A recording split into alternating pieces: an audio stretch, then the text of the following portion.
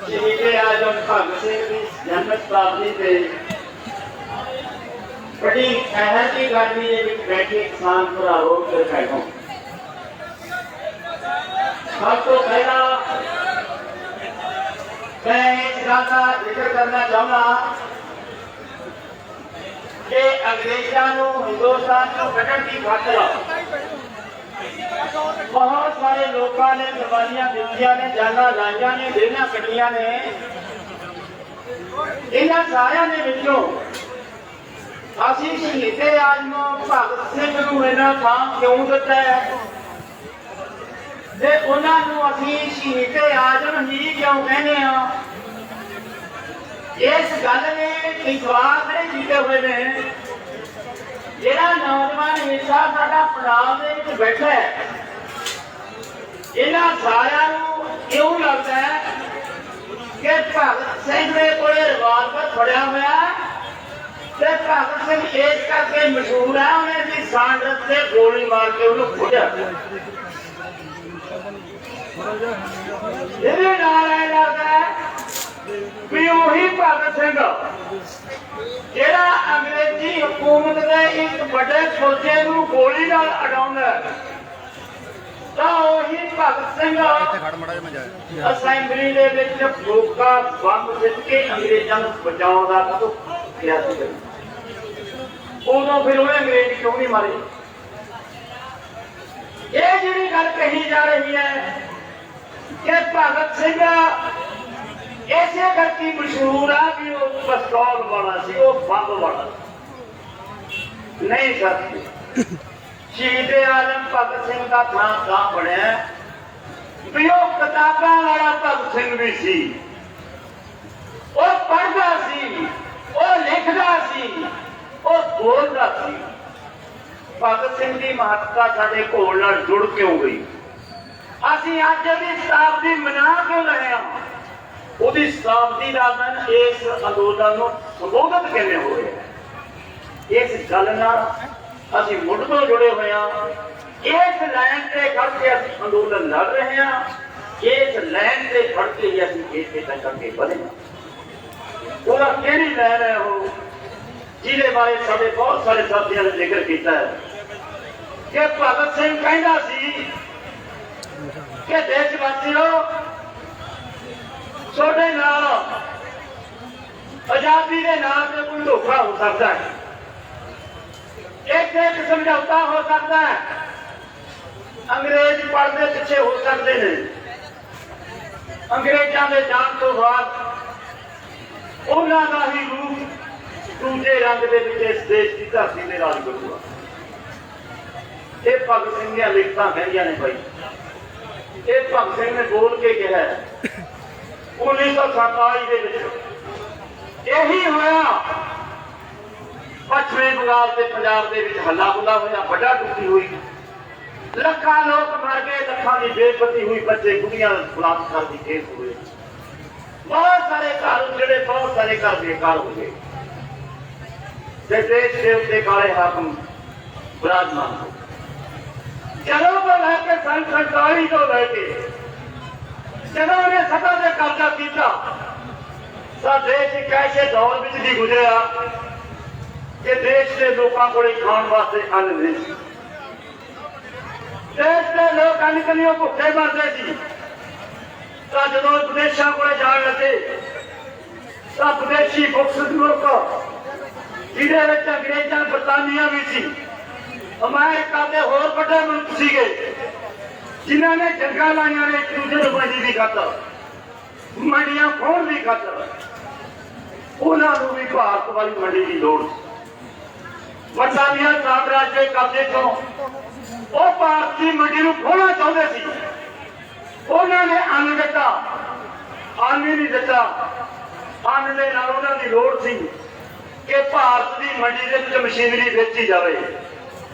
उन्होंने हरी क्रांति के नाम से जिथे भारत के लोगों की लोड़ पूरी की, उसे अपना बहुत सारा साजो समान अपनी मर्जी के नाल बेचा। वो मर्जी के नाल बेच के अन्य मुनाफे ने हरी क्रांति की बेची बनी हुई पैदावार सारी सत समुद्रों पार टप के कारपोरेटां देख पे ना सरकार दे पल्ले पुछया ना कितियां दे पल्ले पुछया सनकां दे विचों फैक्ट्रियां दवाइयां रेह खादां कपड़े लीडरे फड़ के बेचते रहे ते किरती भी लुट ले ते सरकार भी लुट ली बड़े मुनाफे हो गए 1990 जाके हाथ ये बन गई कि इंडस्ट्रिया का साम्राज्य का माल बिकन हट गया एक आर्थिक संकट आ गया देश कर्जई हो गया किसानों से कर्जा हो गया सनका का माल बिकनों हट गया कारपोरेट का माल बिकनों हट गया देश का खजाना खाली हो गया देश के खजाने की हालत यह बन गई कि भारत के हाकमां के कोले उस वेले विदेशी साम्राज्य का कर्जा मोड़ने वास्ते पैसा नहीं सी इन्होंने बहुत सारा सोना गहने करके विदेशों का कर्जा तारिया वो आर्थिक संकट के नाते फिर 1990 मनमोहन सिंह की सरकार नरसिम्हा राव की सरकार ने नवीं आर्थिक नीतियों के नाते वो साम्राज्य मुल्कों के संकट को हल करने की खातर इन्होंने लोगों का संकट हल करने की कदे नहीं सोची इन्होंने कर्जे का हल नहीं करना जो किसानी कर्जे च डुब रही है देश की सरकार को कहना नहीं विदेशों का कर्जा सिर चढ़ा हुआ है किसान तरा करते हैं उदो नीतियां लिया नवी आर्थिक नीतियों के नाम से वो एक समझौता लेता होया विश्व व्यापार संस्था WTO नाम कौमांतरी मुद्रा कोष एक संसार बैंक ने उदो कंडीशन लाई भारत की सरकार ने एक कंडीशन लाई कि सोनू कर्जा ता मिलूगा जे आ नीतियां के उत्ते दस्तखत करोगे तुसी वो भरावो नीतियां किहड़ियां सी वो नीतियां सी कि खेती किते ते देण वालियां सारियां सब्सिडियां खत्म कर दो जिन्नियां सेवावां ने स्कूल ने बिजली बोर्ड है सेहत सेवावां ने रेलां ने ट्रांसपोर्ट है संचार का महकमा रेलवे है कॉलेज या खाना ने बंदरगाह ने हवाई अड्डे ने जिहड़ियां सेवावां रैती तरह से मिलदियां ने जिहड़ियां तुसीं आपदे लोकां नूं एक सहूलत के रूप च दिंदे हो वो सारियां सेवावां कारपोरेटां दे हवाले करनियां ने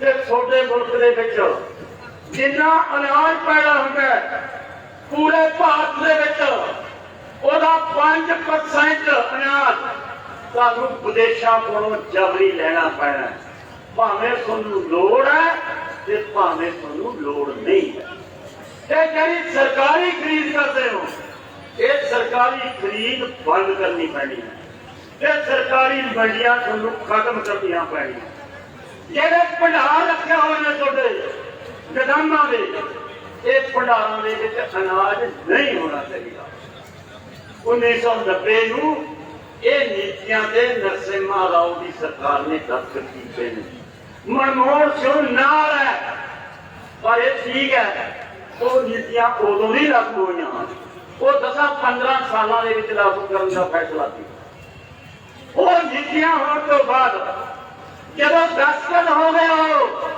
उस बाद प्रचार चलना शुरू हो गया कि कणक झोने की फसल तो बाहर निकलो उस बाद झोने की गिलकत का सवाल पैदा हो गया उस बाद कंडीशन लगन लगियां दाना काला दाना टुटिया दाना फलाना दाना चमकाना उस बाद खरीद की परसेंटेज घटन लगी जिन्हें हौली हौली मंडियां चो हथ पचा खिचन लग गया जेडे सरकारी स्कूलों तो विद्या मिलती सी उन्होंने बराबर प्राइवेट स्कूल खोलते जेडे हस्पतालों को सस्ती सेवाएं मिलदियां सी उहदे बराबर प्राइवेट हस्पताल खोलते ते बिजली बोर्ड का निजीकरण करने का फैसला कर लिया रेल गड्डियां बेचने का फैसला कर लिया जी दूजे समझौते दे विच विदेशी कारपोरेट नूं मुनाफे देने की खातर जिन्ने पब्लिक अदारे सी उन्होंने देने का फैसला से साडे प्रधानमंत्री ने दस्तखत किए। ये दूजा आर्थिक संकट सी उस वे तो वो नीतियां क्यों लागू होंदियां आईयां ने हौली हौली हौली हौली कहा जा सकता है कि क्या तुहाडे हथां चली गई आ जिहड़ियां मैं सेवावां गिणियां ने ये लगभग सारियां तुहाडे कोलों खो गईयां। पर कारण की क्योंकि यह जरूरी सेवावां ने सोनू इन्हां तो बिना सरदा नहीं। बिजली सोनू किसी रेट से मर्जी बेचण सोनू लैनी पैनी है। विद्या सोनू किसी रेट से देण सोनू लैनी पैनी है। सेहत सहूलतां दी कोई फीस होवे सोनू इलाज कराउणा पैना। गड्डियां च भी चढ़ना पैना, रेलां च भी चढ़ना पैना, जहाजां च भी चढ़ना पैना, सेवावां भी लैणियां पैणियां ने। संचार का बाबू वास्ते भी सोनू जिहड़ियां सेवावां मिलदियां ने वो भी लैणियां पैणगियां।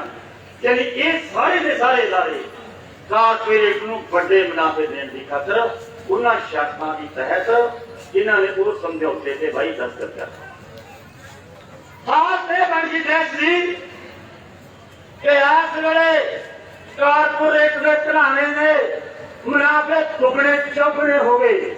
जदों ये सारे ने सारे ते कब्जा कर लिया तो मोदी कारपोरेट का बड़ा वफादार सिपाही है। इन्हें कोरोना नूं देखदਿਆਂ सार आ जिहड़े 3 कानून लिआते ने भाई ये उसे गल का छिट्टा है।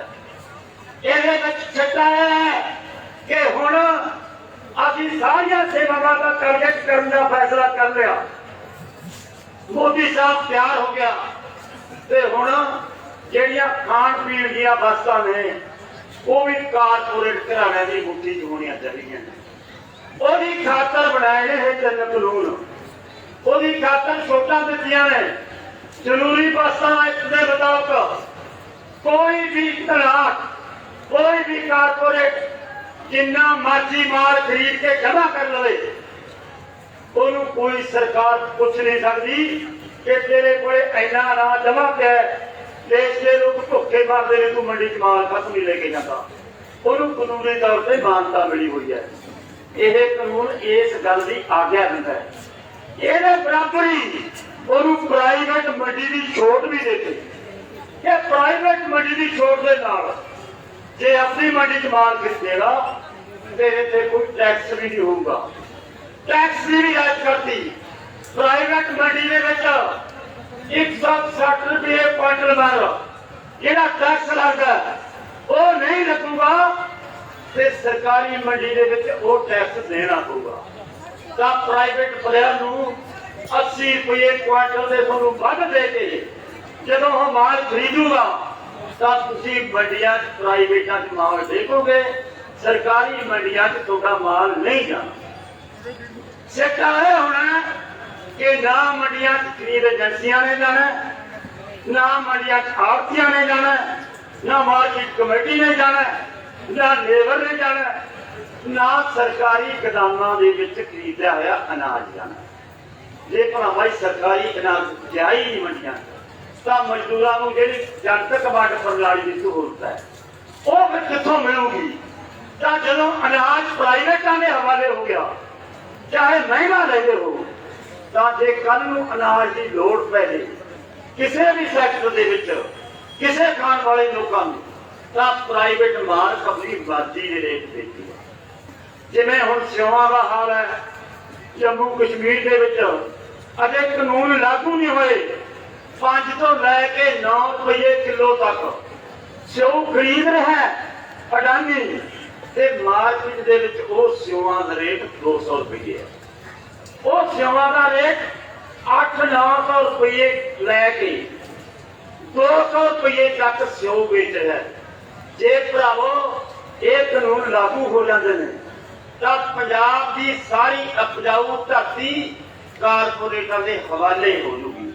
हुण जदों ये गल कहने तो तुहानूं ऐ लगदा कि कानून दे विच किते लिखिया तो है नहीं कि कारपोरेट बड़े घराने जगीरदार जमीनां खरीद लैणगे। साडा तुहाडे ते सवाल है कि जदों तुहानूं घर का गुजारा चलाउण वास्ते बच्चों को रोजगार नहीं किते काम करन नूं दिहाड़ी नहीं तो घर की कबीरदारी खेती जो पूरी नहीं होती ਤਾਂ ਘਰ ਦੀਆਂ ਲੋੜਾਂ ਪੂਰੀਆਂ ਕਰੋਗੇ ਕਿੱਥੋਂ ਤੁਸੀਂ? ਤਾਂ ਫਿਰ ਤੁਹਾਨੂੰ ਜ਼ਮੀਨਾਂ ਵੇਚ ਕੇ ਘਰ ਦੀਆਂ ਲੋੜਾਂ ਪੂਰੀਆਂ ਕਰਨੀਆਂ ਪੈਣਗੀਆਂ। ਜਦੋਂ ਘਰ ਦੀਆਂ ਲੋੜਾਂ ਜ਼ਮੀਨਾਂ ਵੇਚ ਕੇ ਪੂਰੀਆਂ ਹੋਣਗੀਆਂ ਫਿਰ ਖਰੀਦੂਗਾ ਕੌਣ? ਜਿਹਦੇ ਕੋਲੇ ਪੈਸੇ ਹੋਣਗੇ। ਪੈਸੇ ਜਿਹਦੇ ਕੋਲੇ ਹੋਣਗੇ ਜ਼ਗੀਰਦਾਰਾਂ ਕੋਲੇ। ਜ਼ਗੀਰਦਾਰ ਜ਼ਮੀਨਾਂ ਖਰੀਦਣਗੇ, ਵੱਡੀਆਂ ਕੰਪਨੀਆਂ ਜ਼ਮੀਨਾਂ ਖਰੀਦਣਗੀਆਂ। ਬਹੁਤ ਛੋਟੇ ਹਿੱਸੇ ਕੋਲੇ ਇਹ ਜ਼ਮੀਨ ਦੀ ਮਾਲਕੀ ਚਲੀ ਗਈ। ਜਦੋਂ ਜ਼ਮੀਨ ਦੀ ਮਾਲਕੀ ਚਲੀ ਗਈ ਤਾਂ ਅਨਾਜ ਦੀ ਮਾਲਕੀ ਵੀ ਕਾਰਪੋਰੇਟਾਂ ਦੇ ਹੱਥਾਂ ਜਾ ਗਈ। ਇਹ ਪੰਜਾਬ ਦੀ ਵਿਰਾਸਤ ਦਾ, ਪੰਜਾਬ ਦੇ ਲੋਕਾਂ ਦਾ ਬਣ ਕੀ ਜਾਊਗਾ, ਇਸ ਗੱਲ ਦਾ ਸਵਾਲ ਹੈ। ਇਸੇ ਕਰਕੇ ਅਸੀਂ ਕਹਿੰਦੇ ਹਾਂ ਕਿ ਭਰਾਵੋ, ਇਹ 3 ਕਾਨੂੰਨਾਂ ਦਾ ਅੰਦੋਲਨ ਕੱਲੇ ਕਿਸਾਨਾਂ ਮਜ਼ਦੂਰਾਂ ਦਾ ਅੰਦੋਲਨ ਨਹੀਂ ਹੈ, ਇਹ ਸਾਰੇ ਲੋਕਾਂ ਦਾ ਅੰਦੋਲਨ ਹੈ। ਤੁਸੀਂ ਜਦੋਂ ਇਹਨੂੰ ਛੇੜਿਆ, ਜਦੋਂ ਤੁਸੀਂ ਇਹਨੂੰ ਹੱਥ ਚ ਲਿਆ, ਤੁਸੀਂ ਮੱਚ ਕੇ ਚੱਲੇ ਸੀ। ਜਿਵੇਂ ਕਹਿ ਕੇ ਸਾਡੇ ਬੁਲਾਰੇ, ਲੜਾਈ ਮੋਦੀ ਨਾਲ ਨਹੀਂ ਹੈ, ਲੜਾਈ ਕਾਰਪੋਰੇਟਾਂ ਨਾਲ ਹੈ। ਲੜਾਈ ਅਡਾਨੀ ਤੇ ਅਵਾਨੀ ਨਾਲ ਨਹੀਂ ਹੈ, ਲੜਾਈ ਵੱਡੇ ਸਾਮਰਾਜੀ ਲਟੇਰਿਆਂ ਨਾਲ ਹੈ। ਉਹ ਲਟੇਰੇ ਜਿਹੜਾ ਭਗਤ ਸਿੰਘ ਕਹਿੰਦਾ ਸੀ ਇੱਥੇ ਚੋਕਾਂ ਦਾ ਤੇ ਲੋਕਾਂ ਦਾ ਰੌਲਾ ਹੈ, ਇੱਥੇ ਇੱਕ ਉਹ ਧਿਰ ਹੈ ਜਿਹੜੀ ਖਰੀਦਦੀ ਵੀ ਮਨਮਰਜ਼ੀ ਨਾਲ ਹੈ ਤੇ ਵੇਚਦੀ ਵੀ ਮਨਮਰਜ਼ੀ ਨਾਲ ਹੈ। ਉਹਦਾ ਖਰੀਦਣ ਦਾ ਰੇਟ ਵੀ ਆਪਦਾ ਤੇ ਵੇਚਣ ਦਾ ਰੇਟ ਵੀ ਉਹਦਾ ਆਪਦਾ ਹੁੰਦਾ ਹੈ। ਖਰੀਦਣੀ ਸਸਤੀ ਹੈ, ਵੇਚਣੀ ਮਹਿੰਗੀ ਹੈ। ਉਹਨਾਂ ਨੇ ਐਸ ਕਿਰਤੀ ਲੋਕਾਂ ਦਾ ਰੱਖ ਪੀ ਕੇ ਹਾਕਮ ਧਿਰ ਤੇ ਕਬਜ਼ਾ ਕੀਤਾ ਹੋਇਆ ਹੈ। ਜਿਹੜੀ ਅਸੈਂਬਲੀ ਦੇ ਵਿੱਚ ਬੈਠੇ ਹੋਏ ਲੋਕ ਨੇ 542 ਦੇ ਵਿੱਚੋਂ ਲਗਭਗ 400 ਲੋਕਾਂ ਦੇ ਉਹ ਨੇ ਜਿਹੜੇ ਆਪਣੇ ਆਪ ਨੂੰ ਕਿਸਾਨ ਲਿਖਦੇ ਨੇ, ਪਰ ਕਿਸਾਨਾਂ ਦੇ ਬਾਰੇ ਕੀ ਕਹਿੰਦੇ ਨੇ ਉਹ ਕਿ ਕਾਨੂੰਨ ਬਹੁਤ ਚੰਗੇ ਨੇ, ਕਾਨੂੰਨ ਬਹੁਤ ਵਧੀਆ ਨੇ। ਇਹ ਤੁਹਾਡੀ ਲੜਾਈ ਨੂੰ ਜਦੋਂ ਤੁਸੀਂ ਛੇੜੀ ਹੈ ਭਰਾਵੋ, ਉਦੋਂ ਪਤਾ ਸੀ ਅੱਜ ਸਾਲ ਹੋ ਗਿਆ ਪੰਜਾਬ ਦੇ ਵਿੱਚ ਲਗਾਤਾਰ ਲੜਾਈ ਚੱਲਦੀ। ਇਹ ਲੜਾਈ ਨੇ ਬਹੁਤ ਸਾਰੇ ਲੋਕਾਂ ਦਾ ਇਹ ਖਿਆਲ ਸੀ ਕਿ ਜਦੋਂ ਦਿੱਲੀ ਚਲੇ ਗਏ ਜਾਂਦਿਆਂ ਲੜਾਈ ਜਿੱਤ ਲੈਣੀ ਹੈ, ਮੋੜਿਆ ਲਾਂਗੇ 2-4 ਦਿਨ ਦੇ ਵਿੱਚ। ਆਪਾਂ ਨੇ ਕਿਹਾ ਸੀ ਦਿੱਲੀ ਦਾ ਮੋਰਚਾ ਸਥਾਪਿਤ ਕਰ ਦਿਓ, ਇਹਨੂੰ ਇੱਕ ਥਾਂ ਤੇ ਸਟੈਂਡ ਕਰਦਾ ਰਹਿਣ ਦਿਓ ਤੇ ਉੱਥੋਂ ਲੜਾਈ ਭਾਰਤ ਦੇ ਸੂਬਿਆਂ 'ਚ ਲੈ ਕੇ ਜਾਓ।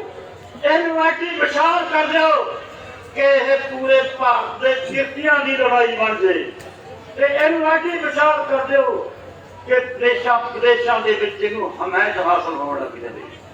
ਤੁਸੀਂ ਵਧਾਈ ਹੈ ਤੁਹਾਨੂੰ ਕਿ ਤੁਸੀਂ ਇਸ ਲੜਾਈ ਨੂੰ ਉਸ ਲਾਈਨ ਤੇ ਖੜ ਕੇ, ਉਹ ਸਾਡੇ ਸ਼ਹੀਦ ਆਜ਼ਮ ਭਗਤ ਸਿੰਘ ਦੀ ਲਾਈਨ ਤੇ ਖੜ ਕੇ ਸਹੀ ਪਰਖ ਕੀਤੀ ਹੈ, ਸਹੀ ਪਛਾਣ ਕੀਤੀ ਹੈ, ਸਹੀ ਦਿਸ਼ਾ ਚੋਂ ਸਹੀ ਦਿਸ਼ਾ ਜਾ ਰਹੇ ਹੋ।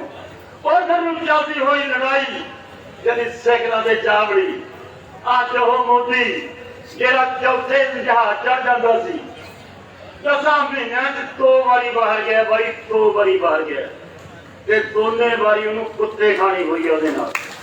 ਪੱਛਮੀ ਬੰਗਾਲ ਦੇ ਵਿੱਚ ਉਹਦੇ ਨਾਲ ਕੁੱਤੇ ਖਾਣੀ ਹੋਈ, ਅਮਰੀਕਾ ਦੇ ਵਿੱਚ ਉਹਦੇ ਨਾਲ ਕੁੱਤੇ ਖਾਣੀ ਹੋਈ।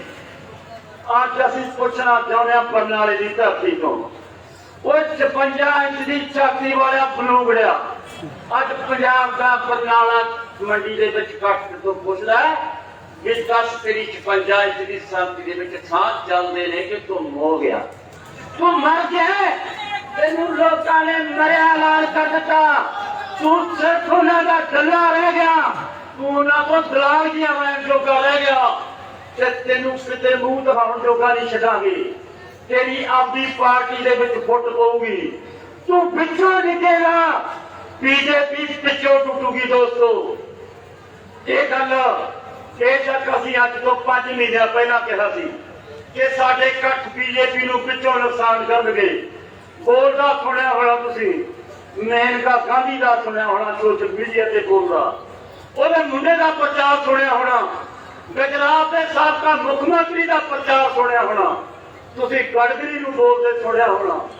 ਸਾਰੇ ਇਹਦੇ ਖਿਲਾਫ ਤੋਏ ਕਰਦੇ ਨੇ, ਸਾਰੇ ਇਹਨੂੰ ਤੋਏ ਕਰਦੇ ਨੇ, ਇਹਨੂੰ ਬਾਹਰ ਨਿਕਲਣ ਦੀ ਥਾਂ ਨਹੀਂ। ਅੱਜ ਇਹ ਕੱਲ ਹੀ ਬੰਦ ਕਰਕੇ ਹਟੋ ਨਾ ਭਾਈ, ਤੁਸੀਂ हिंदुस्तान बंद कल ही किया ते कल ही तोमर के अंदर टली बनी हुई है गल च जो भी टली खड़का देते हैं वो भी वो बयान दे देता है कि हम बात करने के लिए तैयार।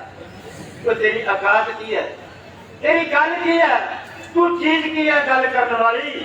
जे गल करनी होती है ना सरकार ने भाई, तो सरकार ना नीति चिट्ठी देती होती है जथेबंदियों कि सरकार चाहती है कि फलानी तरीक नूं 11 बजे फलानी जगह पे सरकार आपके काम के साथ बातचीत करना चाहती है। इहनूं कहंदे आ सदा, जिहड़ा अखबारां दे विच बयान देना इहनूं कहंदे आ टल्ला। असीं टल्लिआं नूं समझदे आ भाई, ਜਿਹੜੇ ਤੂੰ ਟੱਲੇ ਮਾਰਦਾ ਸਮਝਦੇ ਆ ਉਹ ਟੱਲੇ ਸਾਨੂੰ ਵੀ ਮਾਰਨੇ ਆਉਂਦੇ ਆ। ਅਸੀਂ ਤਾਂ ਬਾਈ ਤਿਆਰ ਹੋ ਕੇ ਚੱਲੇ ਆ, ਸਾਡੇ ਤਾਂ ਦਿੱਲੀ ਦੀ ਬਾਰਡਰ ਤੇ ਲੜੇ ਦੇ ਜੌਂ ਬੀਜੇ ਪਏ ਨੇ, ਅਸੀਂ ਤਾਂ ਦਵਾਈ ਦੇ ਪੂਜੜੇ ਖਰੀਦ ਰੱਖੇ ਨੇ। ਸਮਝਦਾ ਕੀ ਹੈ ਉਹ ਦਵਾਈ ਦੇ ਸੀਨੇ ਬਾਈ ਸਾਡੇ ਤਾਂ ਉੱਥੇ ਹੀ ਬਣਨਗੇ। ਪਰ ਇੱਕ ਗੱਲ ਸੁਣ ਲੈ, ਸਾਡੀਆਂ ਤਾਂ ਉਹ ਝੂਪੜੀਆਂ ਨੇ, ਸਾਡੀਆਂ ਤਾਂ ਉਹ ਟਰਾਲੀਆਂ ਨੇ, ਅਸੀਂ ਗੱਡਿਆਂ ਵਾਲਿਆਂ ਵਾਂਗ ਰਹਿ ਰਹੇ ਆ। ਅਸੀਂ ਤਾਂ ਬਾਈ ਟੱਪਰੀ ਬੱਸਾਂ ਦਾ ਜੀਵਨ ਬਸਰ ਕਰ ਰਹੇ ਆ। ਅਸੀਂ ਹਨੇਰੀਆਂ ਵੀ ਚੱਲੀਆਂ ਨੇ, ਅਸੀਂ ਠੰਡਾਂ ਵੀ ਚੱਲੀਆਂ ਨੇ, ਅਸੀਂ ਧੁੱਪਾਂ ਵੀ ਚੱਲੀਆਂ ਨੇ, ਅਸੀਂ ਗਰਮੀਆਂ ਵੀ ਚੱਲੀਆਂ ਨੇ, ਸਾਨੂੰ ਮੱਛਰ ਨੇ ਨਹੀਂ ਖਾਧਾ। ਪਰ ਇੱਕ ਗੱਲ ਯਾਦ ਰੱਖੀ, ਦੀਵਾਲੀ ਦਾ ਦੀਵਾ ਸਿਰਫ ਸਾਡੀ ਛੱਤ ਤੇ ਬਲੂਗਾ ਤੇ ਤੇਰੇ ਘਰ ਤੇ ਹਨੇਰਾ ਹੋਊਗਾ। ਅਸੀਂ ਸਾਡੇ ਸ਼ਹੀਦ ਨੂੰ, ਸਾਡੇ ਸ਼੍ਰੋਮਣੀ ਸ਼ਹੀਦ ਤੋਂ ਪ੍ਰੇਰਨਾ ਲੈਂਦੇ ਹੋਏ ਇਹਦੀ ਲੈਣ ਤੇ ਅੱਗੇ ਚੱਲਦੇ ਹੋਏ ਪੰਜਾਬਾ ਇਲਾਕੇ ਦੇ ਸਾਥੀਓ ਤੇ ਪੰਜਾਬ ਦੇ ਮੇਰੇ ਬਹਾਦਰ ਲੋਕੋ, ਇਸ ਗੱਲ ਦੀ ਤੁਹਾਡੇ ਨਾਲ ਗਰੰਟੀ ਕਰਦੇ ਆ ਕਿ ਅਸੀਂ ਕੱਲੇ ਕਾਨੂੰਨਾਂ ਦੀ ਲੜਾਈ ਨਹੀਂ, ਅਸੀਂ ਵੱਡੇ ਹਸਾਰਤਾ ਕਰਨੇ, ਅਸੀਂ ਲੁੱਟ ਦਾ ਮਾਲ ਵਾਪਸ ਕਰਾਉਣਾ, ਅਡਾਨੀ ਦੀ ਜਾਇਦਾਦ ਜ਼ਬਤ ਕਰਾਉਣੀ ਹੈ, ਅਬਾਨੀ ਦੀ ਜਾਇਦਾਦ ਜ਼ਬਤ ਕਰਾਉਣੀ ਹੈ। ਕੀ ਕੋਈ ਜਵਾਬ ਦੇ ਸਕਦਾ ਸਾਨੂੰ ਕਿ ਅਡਾਨੀ ਦੇ ਅਬਾਨੀ ਦੇ ਕੋਲੇ ਇੰਨਾ ਸਰਮਾਇਆ ਇਕੱਠਾ ਕਿਵੇਂ ਹੋ ਗਿਆ? ਅਖਬਾਰਾਂ ਖੂਬ ਰਹੀਆਂ ਨੇ, ਤੁਸੀਂ ਬੜੇ ਫਖਰ ਨਾਲ ਕਹਿੰਦੇ ਹੋ ਕਿ ਪਿਛਲੇ ਸਾਲ 700 ਬੰਦਾ ਕਰੋੜਪਤੀ ਸੀ ਤੇ ਇਸ ਸਾਲ ਦੇ ਵਿੱਚ 400 ਬੰਦਾ ਕਰੋੜਪਤੀ ਹੋ ਗਿਆ। ਪਰ ਤੁਹਾਡੇ ਮੂੰਹ ਦੇ ਵਿੱਚੋਂ ਕਦੇ ਇਹ ਗੱਲ ਨਿਕਲੀ ਹੈ ਕਿ ਪਿਛਲੇ ਸਾਲ ਕਿਸਾਨਾਂ ਮਜ਼ਦੂਰਾਂ ਦੀਆਂ ਖੁਦਕੁਸ਼ੀਆਂ ਇੰਨੀਆਂ ਹੋਈਆਂ ਸੀ ਤੇ ਇਸ ਸਾਲ ਦੇ ਵਿੱਚ ਕਰਜ਼ੇ ਦੇ ਸਤਾਏ ਹੋਏ ਕਿਸਾਨਾਂ ਮਜ਼ਦੂਰਾਂ ਦੀਆਂ ਖੁਦਕੁਸ਼ੀਆਂ ਇੰਨੀਆਂ ਹੋ ਗਈਆਂ? ਕਦੇ ਤੁਹਾਡੇ ਮੂੰਹ ਚੋਂ ਇਹ ਗੱਲ ਨਿਕਲੀ ਹੈ ਕਿ 700 ਬੰਦਾ ਸ਼ਹੀਦ ਹੋ ਗਿਆ ਮੋਰਚੇ ਦੇ ਵਿੱਚ? ਇੱਥੇ ਇੱਕ ਚਗਲ ਹੈ, ਚਗਲ ਵੀ ਉਹ ਕੀ ਕਹਿੰਦੀ ਹੈ ਭਾਈ, ਬਰਨਾਲੇ ਵਾਲਿਓ ਤੁਹਾਡੀ ਧਰਤੀ ਦੀ ਚਗਲ, ਮੈਨੂੰ ਕਹਿਣ ਨੂੰ ਸ਼ਰਮ ਆਉਂਦੀ, ਉਹਦਾ ਨਾਂ ਤਾਂ ਬਾਈ ਮੈਂ ਲੈਣਾ। ਉਹ ਕਹਿੰਦਾ ਜਿਹੜਾ 700 ਬੰਦਾ ਮੋਰਚੇ ਦੇ ਵਿੱਚ ਸ਼ਹੀਦ ਹੋਇਆ ਉਹ ਉਗਰਾਹਾਂ ਦੇ ਰਾਜਿਆਂ ਦੇ ਕਰਕੇ ਹੋਇਆ। ਸਾਡਾ ਬੰਦਾ ਮਰਿਆ ਹੋਵੇ, ਸਾਡੇ ਪੁੱਤ ਮਰੇ ਹੋਣ, ਸਾਡੇ ਭਰਾ ਮਰੇ ਹੋਣ ਤੇ ਤੂੰ ਇਹ ਗੱਲ ਸਾਡੇ ਸਿਰ ਥੋਪੇ, ਇਹ ਜਵਾਬ ਤਾਂ ਤੈਨੂੰ ਸਾਡੇ ਲੋਕ ਦੇਣਗੇ ਬਾਈ।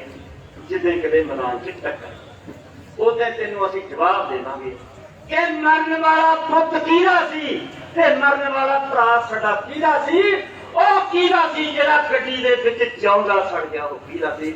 ਅਸੀਂ ਤੈਨੂੰ ਜਵਾਬ ਦੇਵਾਂਗੇ। ਬਸ ਆ ਜਾ, ਵਕਤ ਨਹੀਂ ਮਾਫ ਕਰਦਾ ਹੁੰਦਾ ਬੇਟੇ। ਇਸ ਕਰਕੇ ਸਾਥੀਓ ਦੂਜੀ ਵੱਡੀ ਗੱਲ ਇਹ ਹੈ ਕਿ ਤੁਸੀਂ ਝੋਨਾ ਵੇਚਣ ਦੀਆਂ ਤਿਆਰੀਆਂ ਕਰ ਰਹੇ ਹੋ।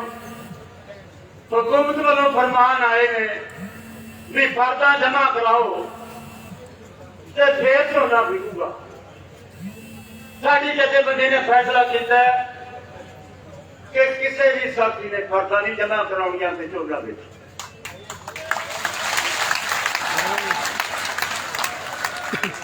दूसरा फैसला यह है कि 4-5 सालों तो इस गल की चर्चा है कि पराली ना अग ना लाओ। अग असीं लाउणा नहीं चाहते भाई, प्रदूषण वाली फैलाउणा नहीं चाहते, ना असीं प्रदूषण फैलाउण दे हक च ना असीं अग लाउण दे हक। एक हफ्ते दे विच साडे खेतां दी पराली ਚੱਕ ਕੇ ਲੈ ਜਾਓ, ਕੋਈ ਪੈਸਾ ਨਹੀਂ ਲੈਂਦੇ। ਜੇ ਹਫ਼ਤੇ ਤੱਕ ਨਾ ਆਏ ਤਾਂ ਪਰਾਲੀ ਨੂੰ ਅੱਗ ਲੱਗੂਗੀ ਬਾਈ। ਜਿਹੜਾ ਤੁਸੀਂ ਕਹਿੰਦੇ ਹੋ ਵੀ 1 ਕਰੋੜ ਰੁਪਇਆ ਜੁਰਮਾਨਾ, 5 ਸਾਲ ਦੀ ਕੈਦ, ਉਹ ਕਰੋੜ ਰੁਪਇਆ ਵੀ ਗਿਣ ਕੇ ਰੱਖਾਂਗੇ ਬਾਈ। 5 ਸਾਲ ਦੀ ਕੈਦ ਆ ਕੇ ਲੈ ਜਾਓ। ਅਸੀਂ ਤੁਹਾਡਾ ਭਾਈ, ਅਸੀਂ ਮੋਦੀ ਸਾਹਿਬ ਉਹ ਆੜੀ ਸਿਆ ਉਹ ਭਾਈ, ਅਸੀਂ ਤੇਰਾ ਇੰਤਜ਼ਾਰ ਕਰਾਂਗੇ, ਤੈਨੂੰ ਆ ਜੀ ਪੈਸੇ ਨਾਲ ਗਿਣ ਕੇ ਰੱਖਾਂਗੇ। ਉਸ ਤਰ੍ਹਾਂ ਗਿਣ ਕੇ ਰੱਖਾਂਗੇ ਜਿਵੇਂ ਡਿਰਬੇ ਦੇ ਬਾਣੀਆਂ ਨੂੰ ਗੁਰਾਹਾਂ ਦੇ ਵਿੱਚ ਮਾਈਆਂ ਨੇ ਪੁੱਟੀ ਮਿਲ ਕੇ ਗਿਣ ਕੇ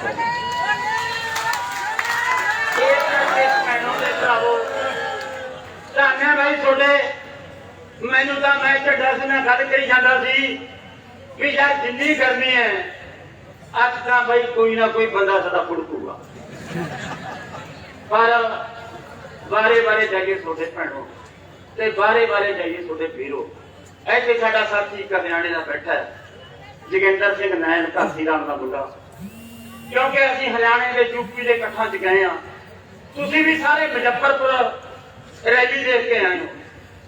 ਤੁਸੀਂ ਆਪਣੀ ਨਿਗਾਹ ਨਾਲ ਦੇਖੋ ਕਿ ਮੁਜ਼ੱਫਰਪੁਰ ਦੀ ਰੈਲੀ ਜੀ ਤੇ ਬਰਨਾਲੇ ਦੀ ਰੈਲੀ ਦੇ ਵਿੱਚ ਫਰਕ ਕੀ ਹੈ, ਇਹ ਨੋਟ ਕਰਕੇ ਅਸੀਂ ਇਹ ਦਿਖਾਉਣਾ ਚਾਹੁੰਦੇ ਹਾਂ। ਅਸੀਂ ਕਦੇ ਕੋਸ਼ਿਸ਼ ਨਹੀਂ ਕੀਤੀ ਇਹ ਕਹਿਣ ਦੀ ਵੀ ਭਰਾਓ ਤੁਸੀਂ ਇਕੱਠੇ ਹੋ ਕੇ ਬਹਿ ਜਾਓ। ਇੱਥੋਂ ਮੇਰੀ ਥੋੜੀ ਜਿਹੀ ਨਿਗਾਹ ਕਮਜ਼ੋਰ ਹੈ।